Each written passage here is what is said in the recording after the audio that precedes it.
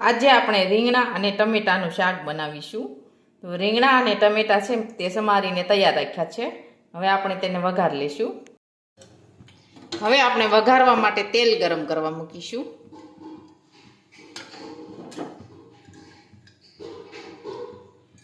હવે આપણે તેલ છે તે ગરમ થવા દઈશું. હવે આપણું તેલ છે તે ગરમ થઈ ગયું છે. હવે આપણે તેમાં રાઈ અને જીરું નાખી દઈશું. સમારેલા રીંગણા નાખી દઈશું.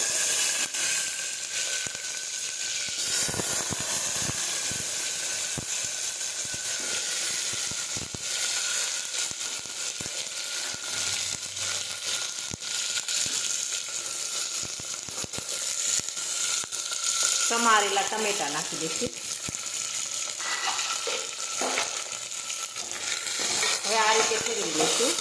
હવે આપણે બધા મસાલા નાખી દઈશું.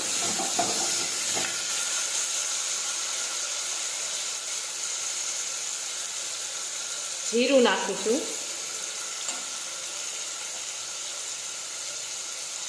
ચટણી નાખીશું. હળદર નાખીશું.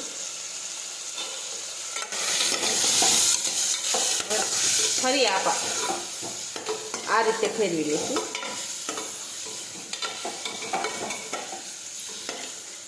હવે આપણે મીઠું નાખી દઈશું.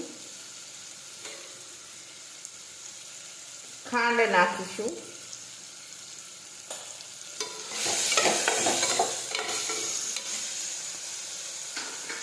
હવે આપણે પાણી ઉમેરી દઈશું.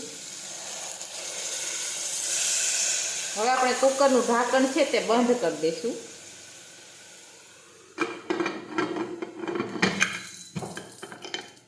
હવે આપણે સડવા દઈશું. હવે આપણું શાક છે તે સડી ગયું છે. હવે આપણે ગેસ છે તે બંધ કરી દઈશું.